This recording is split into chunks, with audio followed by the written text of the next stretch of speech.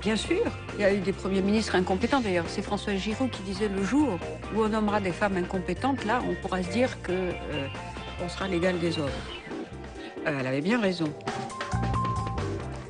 Les femmes représentent aujourd'hui un quart des parlementaires et la moitié des ministres, mais elles ne sont pas encore tout à fait des politiques comme les autres. Alors, quelle attitude adoptent-elles quand elles sont au pouvoir? Se distinguent-elles des hommes dans leur communication, leur manière de parler d'elles? Et la nouvelle génération se démarque-t-elle, si oui, comment, de la précédente? Pour répondre à ces questions et pour déshabiller en tout bien, tout honneur, celle dont le style suscite toujours pléthore de commentaires, avec nous 4 invités.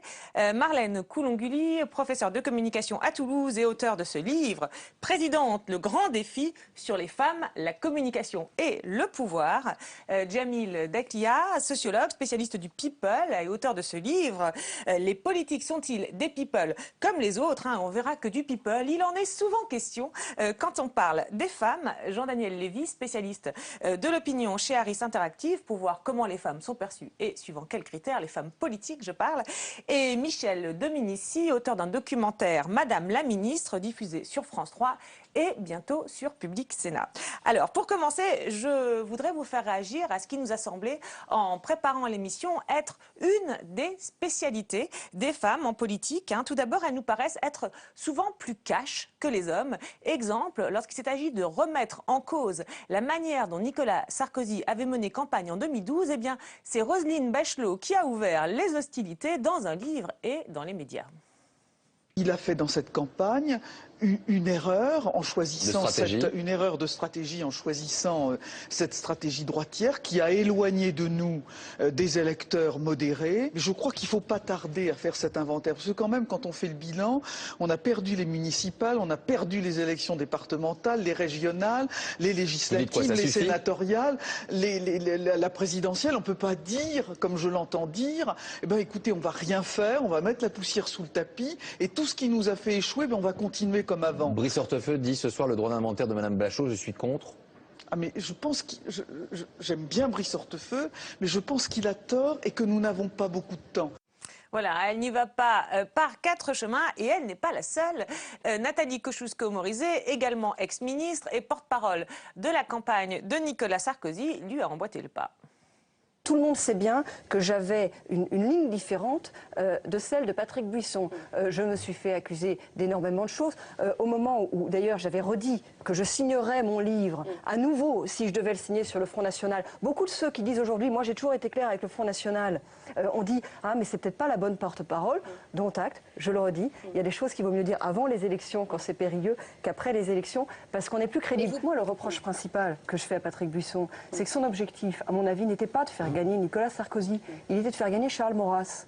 Il était sur un objectif qui était plus idéologique que politique. Voilà, de faire gagner Charles Maurras. Évidemment, cette phrase sur le conseiller de Nicolas Sarkozy a suscité de nombreux commentaires. Alors, c'est intéressant parce que ce sont 2 femmes qui ont été les plus directes dans les critiques, la remise en cause des erreurs de la campagne. Alors, la question qu'on se pose, c'est est-ce un hasard ou une marque de fabrique des femmes en politique? Je me tourne vers vous, Jean-Daniel Lévy.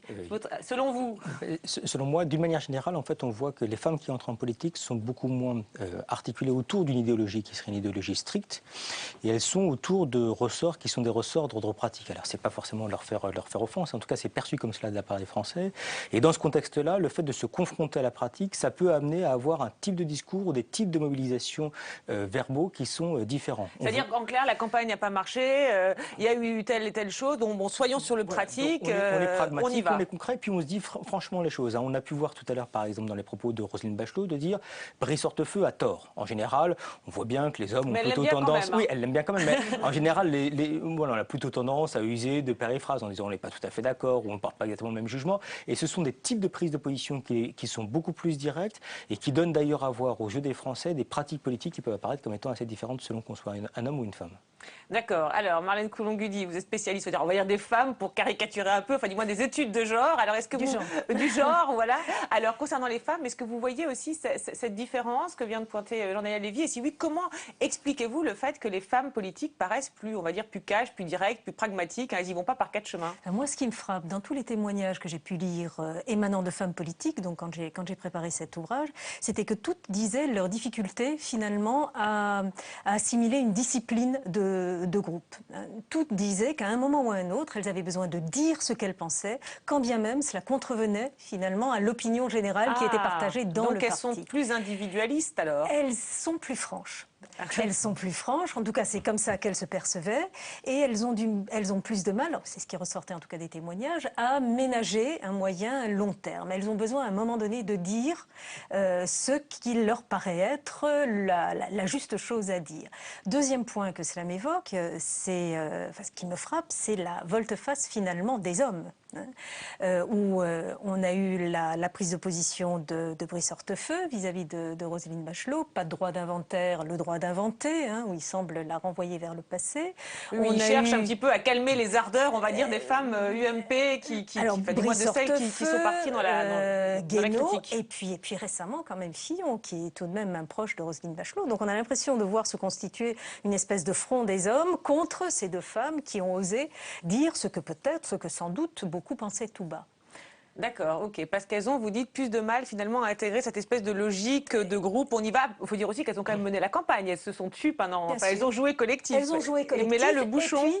Voilà. Le bouchon saute, on va dire. Alors, Michel Dominici, vous avez travaillé justement sur, un peu dans la durée sur les femmes en politique. Alors, qu'est-ce que vous pensez de cette tendance là qu'on vient de voir à partir de ces deux extraits à mettre les pieds dans le plat, à dire ce qu'elles ont sur le cœur? Est-ce que c'est quelque chose qui a toujours existé, qui est une caractéristique des femmes en politique? Je dirais pas que ça a toujours existé. À mon avis, ça va justement crescendo. Et je pense que c'est aussi une manière de se faire entendre. C'est-à-dire que je ne pense pas que la voix d'une femme soit encore l'équivalent total de la voix d'un homme. Et que le fait de taper fort incite à les écouter peut-être plus. Moi, ce qui m'a marqué dans l'histoire de Roselyne Bachelot, c'est la remarque qui a été faite par Henri Guénaud, qui a qualifié ses propos et Roselyne Bachelot de vulgaires. Et le livre est vulgaire. Le livre est vulgaire et son auteur l'est également, ou quelque chose comme ça.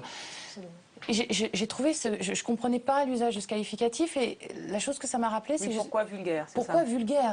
On pourrait dire inexact, on pourrait dire inopportun, etc. Et ça m'a rappelé un mot qui était utilisé au XIXe siècle contre les suffragettes qui se présentaient en public, quand elles sortaient de chez elles et qu'elles s'exprimaient devant un public, on disait que c'était vulgaire. Voilà.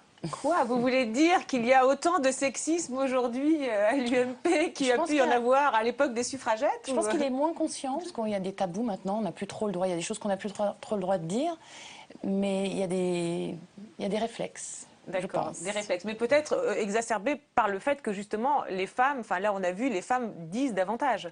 Donc du coup ça suscite des clivages, non? Oui, des réactions extrêmement fortes. Et on voit se recomposer le front, homme d'un côté, femme de l'autre. Alors, on a vu, là, attention, c'est presque la guerre des sexes là, que vous nous mettez en scène. Alors, il y a une autre caractéristique intéressante qui nous a frappé toujours en préparant l'émission. C'est la manière dont les femmes politiques parlent d'elles, se mettent en scène. Ça nous a frappé lors de la nomination du nouveau gouvernement. Il y a eu 2 passations de pouvoir, 2 arrivées de femmes dans leur nouveau ministère qui étaient assez originales, qui détonnaient. Je vous propose de les regarder. Hop là! Félicitations! Elle a beau prendre le RER comme tout le monde, il y a des signes qui ne trompent pas. Merci! Merci beaucoup! Félicitations, Madame Duclos. Merci, je vous dis bonjour quand même. Beaucoup de félicitations ce matin pour Madame la Ministre qui sent déjà la pression monter. Il y a un mélange de fatigue, de responsabilité, d'enthousiasme, pas vraiment d'anxiété, un peu d'impatience aussi. À 37 ans, Cécile Duflot, fille de cheminot, cultive son profil de femme ordinaire qui emprunte le RER chaque matin pour venir de Villeneuve-Saint-Georges à Paris. Une mère de 4 enfants connectée au quotidien. Les chaussures dans le placard de gauche. Au même moment, au ministère de la Culture, Frédéric Mitterrand accueille Aurélie Filippetti. Une passation aux allures de Festival de Cannes, empreinte de la plus grande courtoisie. Je lui souhaite bon courage, je lui souhaite bonne chance. Moi, je souhaite à Frédéric Mitterrand le bonheur, tout simplement. Bon, ça, c'est assez difficile à atteindre. On va aller à côté, Aurélie Filippetti découvre ses bureaux de la rue de Valois, image singulière d'une ministre accompagnée par sa mère pour sa prise de fonction. Elle a fait ses premiers pas dans les cités minières de Lorraine. et elle arrive maintenant sous les ors de la République. C'est quelque chose de très très émouvant et je suis, je crois, légitimement très fière. Alors Aurélie Filippetti ne parle pas de ses origines lors de la passation de pouvoir, mais sa mère est là et donc évidemment elle en parle pour elle. Alors c'est un moyen de faire passer des choses très personnelles lors de cette cérémonie protocolaire, d'où la question, et je me tourne vers vous Jamil Dakhlia, les femmes sont-elles des politiques comme les autres ou sont-elles plus people, dans le people, que les autres politiques? Alors en tout cas ce qu'on peut dire c'est que le people s'intéresse davantage aux femmes. Oui mais là, en faisant venir sa mère, forcément elle prête le flanc. Bien entendu, on a du mal à imaginer un ministre homme venant avec sa mère, ce serait tout de suite désobligeant pour lui. On considérait comme le fils à sa maman, exactement. Donc là, c'est une carte qui est jouée, une carte de communication politique qui est jouée à dessein de la part d'Aurélie Filippetti. Et ça introduit une dimension plus humaine, plus proche. Et on associe souvent les femmes en politique avec la gestion du foyer familial. Dans le débat sur la parité, par exemple, on mettait en avant le fait que la présence des femmes en politique permettrait d'avoir des politiques plus proches des citoyens, parce qu'elles avaient le sens du concret, le sens de la gestion d'une famille, d'un budget familial, etc. C'est intéressant parce que là, ce que vous évoquez, ça peut paraître un peu des clichés sur les femmes, mais en même temps, on voit bien, enfin du moins on le voit à travers ces deux exemples, enfin, c'est intéressant de voir que ce sont les femmes, en tout cas deux femmes, hein, pas toutes les femmes, mais deux femmes qui ont joué des cartes plus personnelles, donc on voit bien qu'elles se prête à ce jeu. Se prête à ce jeu. Oui, tout à fait. Et c'est très intéressant dans ces images parce qu'on a les deux niveaux. On a à la fois Cécile Duflot qui joue la simplicité, qui prend le RER avec une flopée de journalistes autour d'elle. On a Aurélie Filippetti. Le deuxième niveau, c'est que c'est dans le décodage. C'est-à-dire que, par exemple, c'est la métaphore du Festival de Cannes. Ça ne vient pas d'elle, mais ça s'applique à elle, comme si ça lui convenait particulièrement. Donc on voit bien que les femmes politiques, elles sont traitées au niveau avec sa mère quand même, qui rappelle qu'elle vient des mines de Lorraine. Il y a le côté star et puis le côté humain et proche des gens. Alors, Jean-Noël Lévy, une petite question. On en a vu qu'elle comme je dis Jamil Dakhlia, elle se prête à ce jeu. Enfin voilà, on les attend dans un registre et elles y vont. On pourrait dire ça comme ça, hein, ce registre peut-être plus personnel. Est-ce que c'est une bonne stratégie selon vous et comment c'est perçu par l'opinion, cette communication plus personnelle?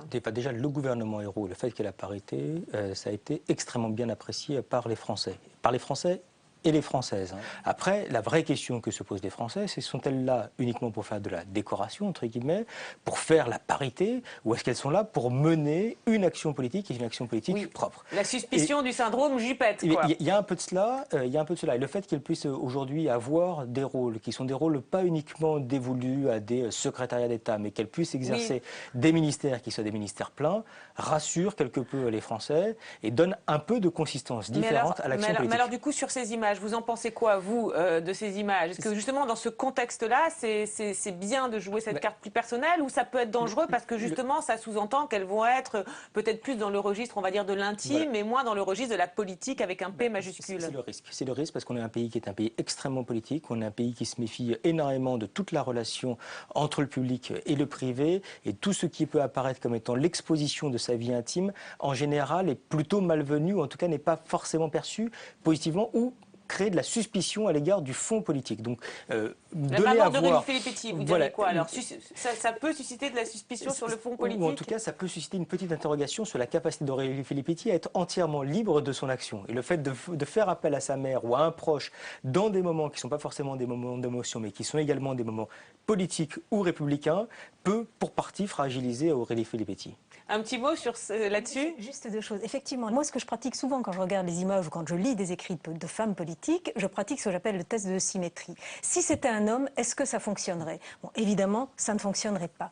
Parce qu'on a dit, parce que peut-être qu'un homme se verrait moins inviter sa mère à sa passation de pouvoir. Mais voilà, ça ne fonctionnerait pas. Donc on est là dans la construction d'une identité de femme spécifique. Alors, bien sûr, elles abondent ce type de stéréotypes et les journalistes, parce que là, je crois qu'il y a aussi un mot à dire là-dessus, en jouent.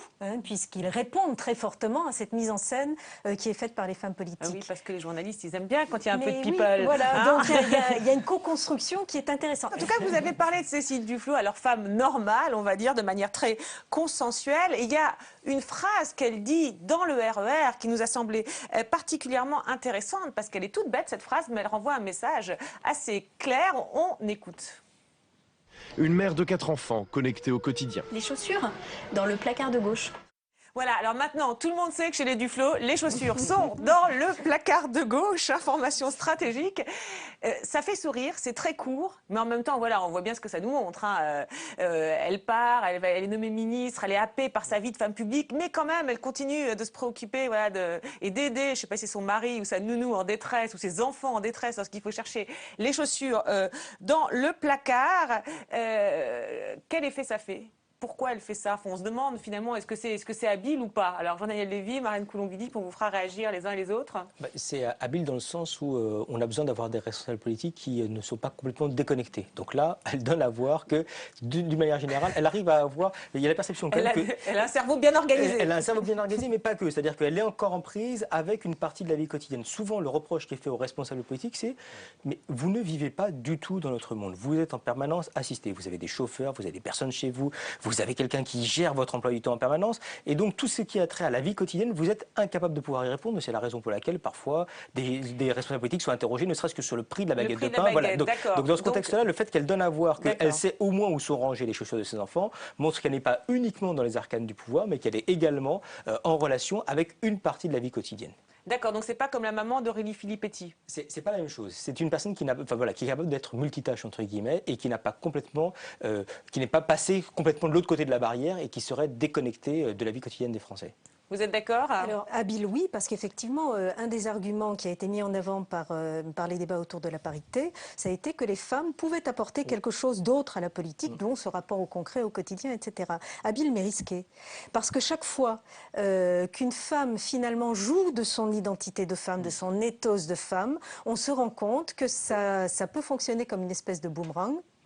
On l'a vu au moment des jupettes, elles ont été finalement recrutées comme femmes et elles ont été renvoyées comme femmes. D'accord. Donc le risque n'est pas le même qu'avec Aurélie Filippetti, mais un petit peu quand même, parce que vous dites qu'elle s'inscrit trop dans sa condition de femme. Le risque, c'est qu'on lui renvoie cette identité de femme à un moment où elle voudra peut-être apparaître comme un homme politique, beaucoup plus que comme une femme. En même temps, elle parle aux électrices, là. Elle parle aux femmes. On se dit, elle fait ça pour parler aux femmes. Oui, mais d'accord. On verra en tout cas si Cécile Duflot continue à se montrer en train de... Voilà, si d'ici quelques mois, elle sait toujours où sont rangées les chaussures de ses enfants. En tout cas, en préparant l'émission, on a été frappé du contraste entre ces images de communication assez personnelles et puis avec d'autres plus anciennes où les femmes avaient beau faire le maximum pour se couler dans le moule, eh bien, elles continuaient de susciter des critiques. Ça ne passait pas. C'est ce qu'on voit dans votre documentaire, Michel Dominici, à travers le cas d'Édith Cresson. Édith Cresson, première femme Premier ministre en 1991, qui fut très critiquée dès sa prise de fonction pour des raisons avec le recul assez surprenantes. Le gouvernement que Monsieur le Président de la République m'a demandé de conduire se donne un objectif prioritaire, faire réussir la France dans l'Europe de 1993 et dans le monde de l'an 2000. J'ai envie de vous demander, Madame Alliot-Marie, d'abord, comment vous avez trouvé le look d'Édith Cresson? Est-ce que vous avez aimé sa veste pied de poule et sa façon de retrousser les manches avant d'attaquer? Écoutez, moi, ça m'ennuie beaucoup, vous me parliez de ça, parce que je crois que Édith Cresson est Premier ministre, et c'est le Premier ministre que l'on a jugé. Le reste, les détails vestimentaires, on peut parler. Vous voulez qu'on parle de votre cravate, en fait? Elle vous plaît? Elle est pas mal. Elle avait fait son discours de politique générale. Et les attaques avaient été d'une violence inouïe sur le son de sa voix, sur la façon dont elle était habillée.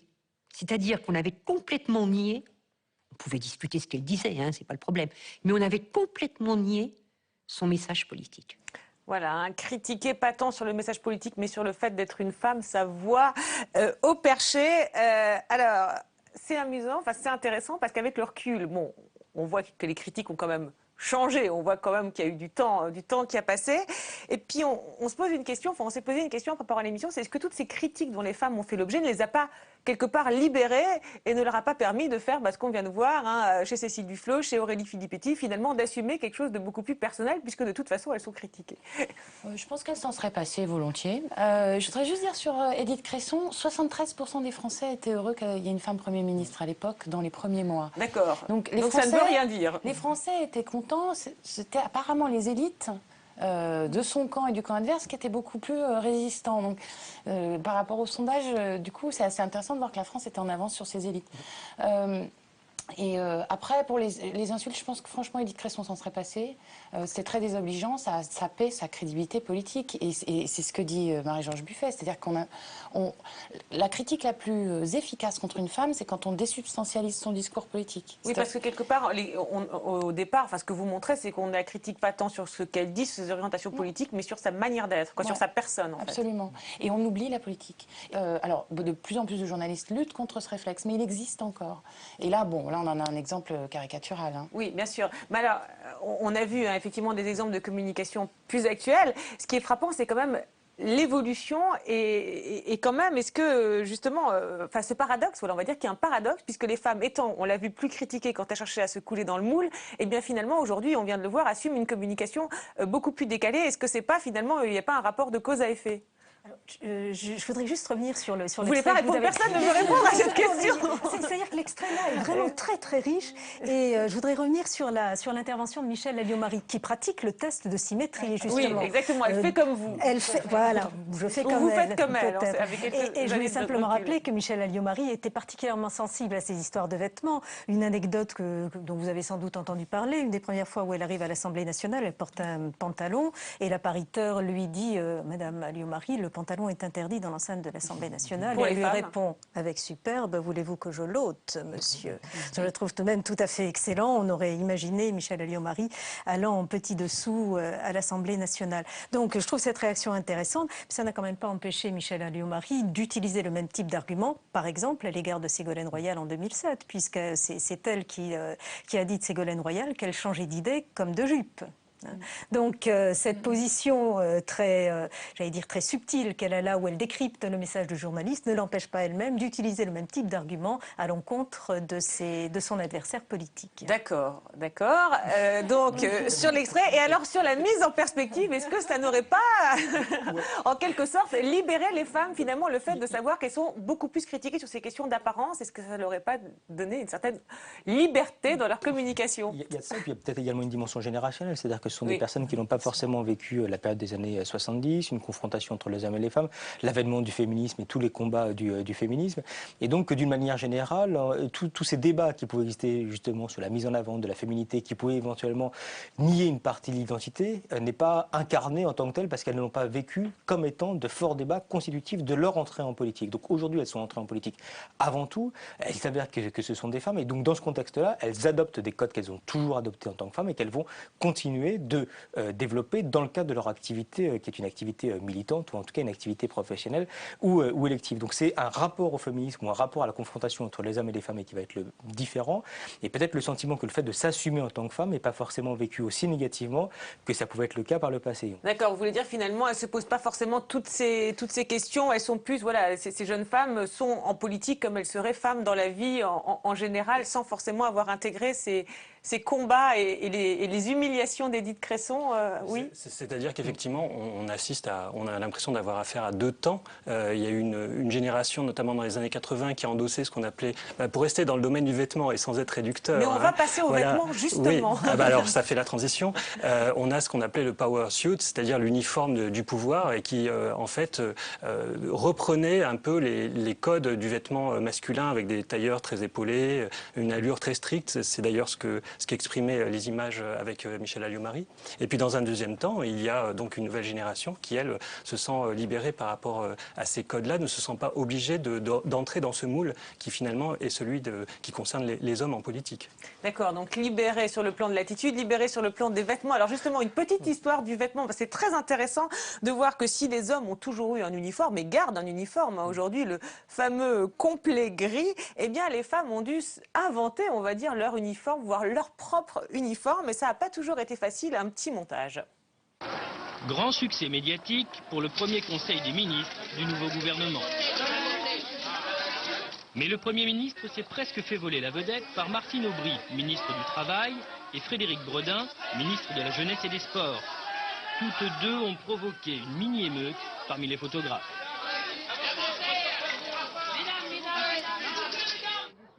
Pour la première fois, le nouveau gouvernement, au grand complet, pour la traditionnelle photo de famille, avec celle qu'on découvre. À la sortie, c'est Éric Raoult qui mimera la consigne motus. C'est très bien. Et ça donnait une jolie petite note un petit peu gaie. Du tailleur, vous voulez dire? Oui, absolument. À la sortie, c'est chacun son style. D'abord les femmes, elles s'affichent en couleur. Une ambiance très studieuse et très amicale en même temps. Les hommes, eux, sont tous en gris et ils la jouent en packs groupés. Pour la deuxième fois en quelques semaines, la traditionnelle photo du gouvernement. Mais la famille s'est élargie. 32 ministres et secrétaires d'État et une promesse non tenue, celle de la parité. 11 femmes seulement, mais pour elles, un traitement de faveur. La photo avec le président. Voilà, et là on arrive en 2007, alors on le voit sur la photo, hein, les femmes sont toujours en, entre guillemets, costume clair, mais certaines vont très vite jouer la carte dite de l'hyper-féminité avec Rachida Dati en robe de soirée ou, on s'en souvient, en robe moulante et bottes montantes dans Paris Match. Alors un style, une carte très féminine qu'avait aussi joué Ségolène Royal pendant toute la campagne présidentielle en 2006-2007. Je vous propose de revoir un petit reportage de l'époque. Ce jour-là, Ségolène Royal fêtait ses 53 ans. Il faisait beau, il faisait chaud. Celle qui était alors candidate à l'investiture socialiste offrait aux caméras une image radieuse, une quinca dynamique et séduisante. Depuis l'émergence de la Ségolène Royal New Look en septembre 2005 dans Paris Match, elle joue la carte de la femme qui assume sa féminité. Surtout que ça faisait plusieurs mois qu'elle avait travailler son image en accentuant sa féminité, les fameux tailleurs blancs dont on a tant parlé. C'était au printemps, on l'a beaucoup vue en jupe. Il y a eu beaucoup de photos d'elle où justement il y avait, on voyait ses jambes, son décolleté, enfin une image vraiment beaucoup plus féminine et beaucoup plus travaillée qu'auparavant. Et sans doute les hommes l'ont redécouverte sous un angle nouveau. Alors, sexy, Ségolène Royal, elle s'est fabriquée une allure qui contraste avec les autres femmes politiques. Robe près du corps, veste cintrée, cheveux lâchés et sourire éclatant. Une apparence qu'elle veut moderne, elle est femme et mère de famille et veut que cela se voit. Un look qui fait mouche pour les spécialistes. Et pour terminer sur Ségolène Royal, je précise qu'après cette période très féminine et froufroutante, eh bien, elle a à nouveau changé de style et ces derniers temps, on l'a revue en veste plus stricte, mais quand même avec un soin particulier, par exemple après sa défaite à La Rochelle, hein, cette tenue rouge, et puis le lendemain de sa défaite à La Rochelle, cette veste à fleurs. Alors on ne sait pas trop quel message elle cherchait à envoyer avec tout ça, mais enfin on a quand même l'impression que c'était quelque chose de très travaillé. Alors je vais vous faire réagir à l'évolution, mais juste un petit mot, Jamil Dakia, je vais vous parler de cette libération des femmes hein, par rapport aux fameux uniformes, aux fameux costumes. Vous en pensez quoi de l'évolution de Ségolène Royal ? Parce qu'on voit qu'elle passait par des étapes très différentes. Je crois qu'elle a essayé différents styles parce qu'effectivement sa période où elle s'est distinguée par des tenues plus légères, plus affriolantes, a été un petit peu, a provoqué une sorte d'effet boomerang à son égard. Et c'est pas un hasard si quelqu'un de FHM est interviewé. Il faut savoir que le magazine FHM l'avait classée 6e femme la plus sexy. Et donc c'est une étiquette qui n'est pas forcément valorisante en politique. Oui, elle était parmi des pin-up, des actrices, et puis il y avait Ségolène Royal. Et du coup, c'était pain béni pour ses adversaires qui disaient qu'elle ne réussissait en politique que grâce à sa plastique. Donc voilà, il y a un risque d'enfermement dans le corps, dans l'apparence, et aller sur ce chemin-là, ça peut être dangereux. Et pour Rachida Dati, c'est la critique de la frivolité. Hein, s'afficher avec des tenues sexy, mais des tenues surtout très chères, eh bien ça engendre forcément une critique qui est celle de voilà, quelqu'un qui est dispendieux alors qu'il devrait être au service de l'État. D'accord, donc en fait on est un peu revenu de tout ça, oui. Oui, il y a ça, et puis on peut ajouter également l'exposition de la personne au détriment du message politique. C'est-à-dire qu'on était dans un moment où les Français avaient le sentiment que la situation était relativement grave, qu'il fallait prendre des décisions qui étaient des décisions relativement importantes. Parce qu'on a l'impression que ça fait longtemps, vous parlez de quel moment? Vous avez raison, parce qu'on en parle depuis 1990. Voilà, c'est pour ça. Mais en tout cas, il y avait eu... En 2007. On sort d'une campagne, voilà, on sort d'une campagne présidentielle, il y a des mesures qui commencent à se mettre en place. Aujourd'hui. Et on était dans une période où Rachida Dati devait donner à voir de ce qu'était la politique et de ce que devait être la politique de Nicolas Sarkozy. Donc on voit bien que ça a été risqué. D'ailleurs, on a l'impression qu'elles en sont un petit peu revenues, du moins pour Ségolène Royal et Rachida Dati, hein, qui aujourd'hui, il y a toujours le petit accessoire, effectivement, un peu décalé, mais globalement beaucoup plus sobre. Sur l'évolution on va dire, on est parti d'un uniforme, hein, comme vous disiez, et puis on est allé vers des choses beaucoup plus personnelles. Vous avez un petit commentaire à faire? Je comprends qu'il y ait des intentions de communication, qu'on travaille son image, etc. Mais il y a aussi la liberté de la femme de s'habiller après tout. C'est pas parce qu'on a des bottes à talons qu'on est tout d'un coup son QI baisse proportionnellement. Enfin, je veux dire, nous sommes tous d'accord, mais en tout cas, on voit que ça peut véhiculer des messages, ça peut parasiter le message. Absolument, voilà. Ça peut parasiter le message. Donc, mais sur l'uniforme, c'est Dominique Voynet que j'ai interviewé pour le film. C'est pas dans le film, mais qui me racontait qu'on faisait sans arrêt. Elle n'avait pas réfléchi à comment s'habiller. Elle est arrivée au gouvernement en 97, et bon, voilà, nature. Et on lui a tellement fait de remarques qu'un jour, elle a décidé de mettre l'uniforme bleu marine parce qu'elle en avait marre et elle voulait juste qu'on la laisse tranquille. Et ça, il faudrait qu'un jour, on puisse porter un tailleur rose et ne pas être soupçonné du coup d'être plus incompétente, plus frivole. Oui, mais alors, justement, pendant que vous parliez, on voyait derrière vous ces fameuses images d'uniformes, parce qu'il y a eu quand même effectivement le tailleur, et c'est ce que vous disiez, de toutes les couleurs, alors pour mettre un peu le rose, le bleu, le vert, etc. Et on a l'impression qu'aujourd'hui, finalement, on est arrivé à ce que vous décriviez, puisqu'on voit les nouvelles ministres, finalement, on aurait beaucoup de mal à parler de leur uniforme. Hein. On l'a vu lors des premiers conseils des ministres, avec Aurélie Filippetti, des fois très très féminine, et puis des fois finalement dans des styles beaucoup plus passe-partout, ou alors très différent, Najat Vallaud-Belkacem, avec une photo un peu olé olé, mais des fois très garçonne comme ici. Donc on a l'impression finalement qu'il n'y a plus du tout, ni d'uniforme, ni de style propre, comme on l'a vu avec Ségolène Royal, mais qu'on est passé dans, je ne sais pas, quelque chose de complètement peut-être naturel. Elles s'habillent le matin comme elles veulent, elles ne se posent plus de questions sur quelle image elles doivent renvoyer d'elles. Un petit mot et puis vous réagirez. Je pense effectivement qu'il y a une ouverture des modèles, ça c'est incontestable. Et que le vêtement, alors il est pensé dans une stratégie de communication, mais il est aussi articulé à une stratégie de communication. Pour revenir à l'exemple de Ségolène Royal d'un mot, quand elle a mis en avant, à travers ses tenues très ajustées, sur lesquelles on a beaucoup glosé, une identité de femme séductrice, elle a aussi mis en avant son identité de mère. Et c'est précisément parce qu'elle a mis en avant cette identité de mère qu'elle pouvait aussi jouer sur le côté femme séductrice sans être taxée. D'accord, parce qu'elle jouait sur les deux tableaux. Comme Rachida Dati, que la femme séductrice, absolument. Ça ne marchait pas. C'est problématique. Et puis, dernière chose que je voulais aussi ajouter, c'est que cette évolution ne concerne pas que les femmes. Hein. Le jeu du corps, le jeu de l'apparence touche aussi les hommes, et les hommes politiques. On aura peut-être l'occasion d'y revenir tout à l'heure, notamment à travers la campagne de François Hollande. On voit bien que si pendant des millénaires, les femmes ont été identifiées à leur apparence, notamment parce que le discours était le discours que les hommes portaient sur elles. Aujourd'hui, il y a une relative porosité des frontières entre le masculin et le féminin de ce côté-là, et les hommes aussi sont sommés de paraître conformément à une norme.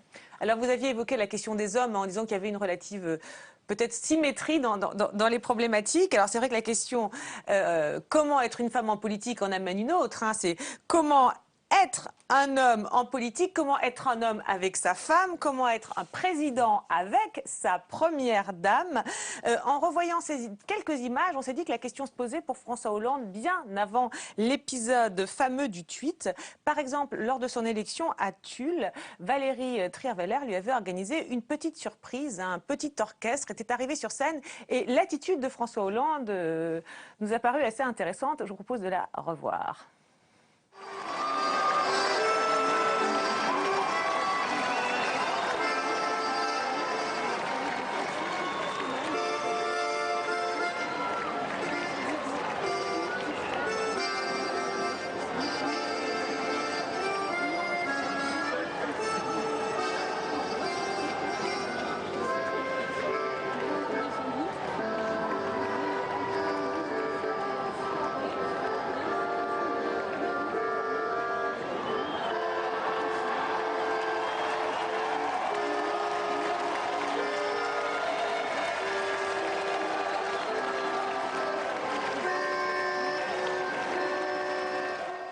Alors, quelques photos de ce moment sont passées à la postérité. Hein. On les a vues en photo tous les deux côte à côte, saluant chacun de leur côté. Mais effectivement, ce petit pas de deux où on voit François Hollande se rapprocher de Valérie Trierweiler qui l'attend, puis la pousser un peu en arrière et hop, pour se dégager d'elle et saluer seul. On a l'impression que là, il ne sait pas trop. Est-ce qu'il faut être en couple, jouer finalement la carte, on va dire, plus people, je me tourne vers vous, du couple et de la famille, ou au contraire, finalement, être seul en scène? On a l'impression qu'il y a une hésitation. Je voulais savoir si vous partagez cette impression. l'équation. Et ce que vous inspire cette petite séquence? Alors effectivement, très clairement, il y a une hésitation, on pourrait dire une valse hésitation, parce qu'en l'occurrence, Valérie Trierweiler avait conçu ce passage, ce petit air d'accordéon, à double sens, bien entendu, parce que la vie en rose, bon, message politique, mais c'est aussi un message intime du couple. Et donc l'objectif, c'était d'esquisser quelques pas de danse. Mais François Hollande, visiblement, n'a pas voulu entrer dans la danse.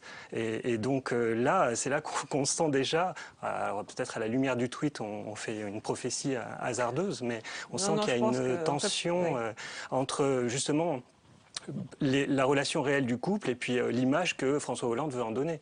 En fait, ce que vous dites, c'est que finalement, elle a envie d'être dans un registre de communication peut-être plus personnel et lui pas, et qu'on voit finalement la tension, ou du moins le tiraillement entre les deux stratégies, là, sous nos yeux, finalement. Exactement, c'est physique, on le voit en image, en effet. Oui, tout à fait d'accord. Et effectivement, le choix de la vie en rose est intéressant sur le plan sémiologique. Il est complètement saturé. Il renvoie effectivement vers une signification politique avec le rose, le PS, etc.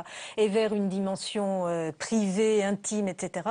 Valérie Trierweiler, manifestement, veut jouer sur les deux tableaux. Elle veut entraîner François Hollande, qui, manifestement, ne se laisse pas entraîner. C'est un conflit entre le corps naturel et le corps politique, en fait. C'est les deux corps du président. Les deux corps du président, là, mais il a du mal à savoir dans lequel il doit être à cet instant-là. Et alors, effectivement, la question qui se pose, c'est, et là, c'est votre regard, effectivement, d'expert en images, en communication, Jean-Noël Lévy, qu'on sollicite, c'est finalement, parce que tout le monde a retenu l'image du couple, hein, et puis c'est vrai que pour un président, avoir comme ça une jolie femme, lui qui avait été beaucoup attaqué sur sa virilité pendant la campagne, avec Nicolas Sarkozy, qui l'attaquait sur le courage, valeur virile, on peut se dire, ah bah c'est bien d'être à deux comme ça en couple, de montrer que voilà, il n'est pas seul.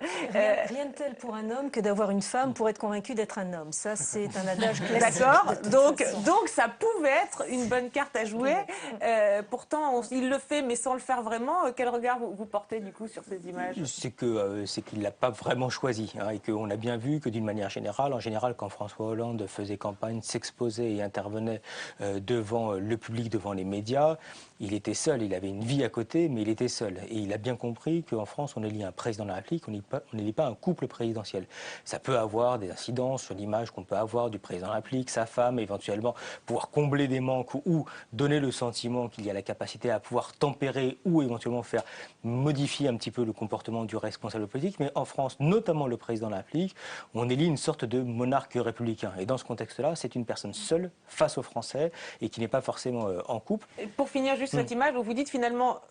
On a vu beaucoup des photos des deux ce soir-là. Il aurait été tout seul, ça n'aurait pas forcément été mal perçu. Ça n'aurait pas forcément été mal perçu. Voire mieux. En tout cas, il peut y avoir un côté rassurant de se dire que l'homme est encadré, n'est pas complètement seul. Et là, on renvoie au cliché qu'on a pu évoquer tout à l'heure avec des femmes qui donnent le sentiment d'avoir un peu plus... il n'est pas coupé, il a une famille. Pas coupé des réalités, avoir une prise sur la réalité ou un peu moins idéologique, entre guillemets, dans un rapport à la politique qui est un peu moins idéologique. Mais en tout cas, il n'y avait pas d'attente manifeste lorsque nous, on interrogeait les Français sur François Hollande, de voir quelle était sa vie de couple, qui était Valérie Trierweiler précisément, ce qu'elle pouvait apporter et quelle était sa part à lui et sa part à elle dans la constitution de sa politique publique.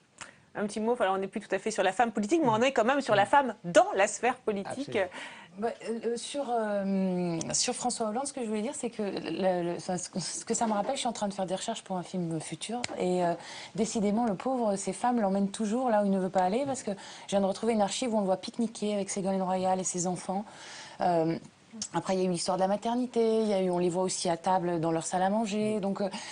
Alors, soit il joue de malchance, soit quelque part il est complice, parce que à force. Oui, il y a un syndrome de répétition, effectivement, peut-être. Voilà. Donc, et ce pique-nique est assez savoureux d'ailleurs. Oui, effectivement, les images, oui, pique-nique avec sa famille. C'est vrai que Ségolène Royal avait beaucoup mis en scène la famille. Alors, en tout cas, vous dites Valérie Trierweiler finalement ne suscitait pas beaucoup de curiosité chez les Français au départ, mais elle n'a pas tardé à être une héroïne du nouveau quinquennat, une héroïne abondamment mise en scène par Les Guignols sur Canal+, dès le lendemain de l'élection. Valérie Trierweiler a été très présente aux côtés de François Hollande. C'est notamment elle qui est à l'origine de sa transformation physique. Vous êtes gros, sans charisme. Vos amis se moquent de vous. Vous ne rentrez ni en boîte de nuit, ni dans votre pantalon. Ne désespérez pas. Essayez le régime Trierweiler. François, tu arrêtes de bouffer. Je peux manger un dernier pépito? Non. Le régime Trierweiler, non seulement il vous fait perdre 50 kilos, mais en plus, vous devenez président de la République. Donc à l'époque, elle n'existait encore que par sa voix, hein, mais très vite, la marionnette n'a pas tardé à apparaître. Et après le fameux épisode du tweet, évidemment, le trait de caractère un peu autoritaire de Valérie Trierweiler a largement été mis en avant. Par contraste, François Hollande a l'air un peu mou. On regarde. On commence donc par cette surprise. Valérie Trierweiler, la compagne de François Hollande, a déclaré son soutien à l'opposant de Ségolène Royal à La Rochelle. Nous avons la chance d'avoir sur notre plateau le couple présidentiel et Ségolène Royal. Oui, le couple présidentiel, c'est moi et François Hollande. Oui, ben on va le savoir.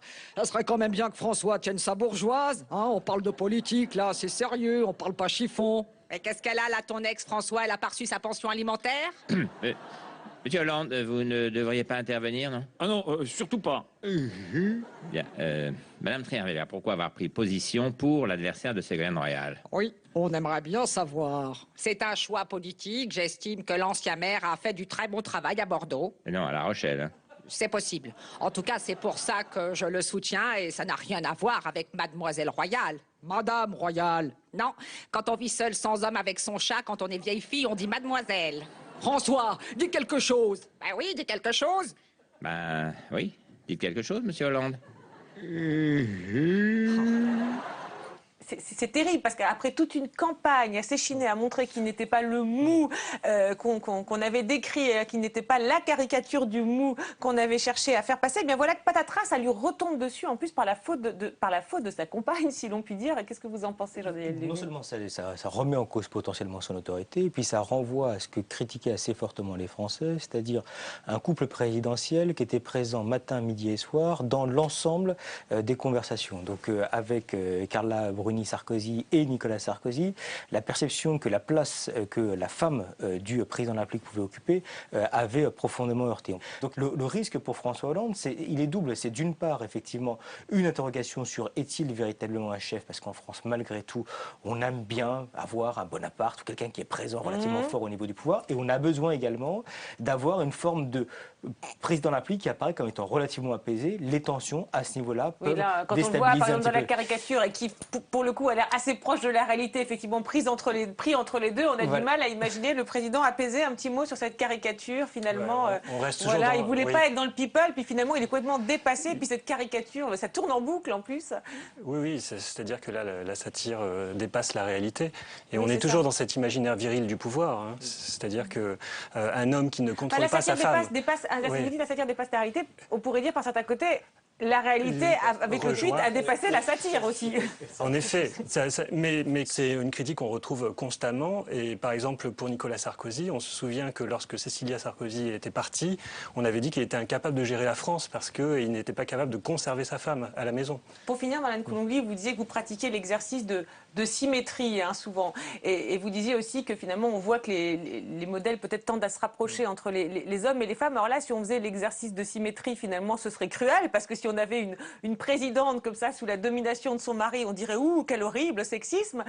Donc finalement, on voit bien que peut-être là, on est arrivé à une symétrie parfaite, non? Je pense que quand il y aura beaucoup de femmes présidentes et quand il y aura donc beaucoup de first men, on arrivera peut-être à doter les femmes d'eux d'un statut qui soit à peu près équivalent à celui que pourrait être le first man.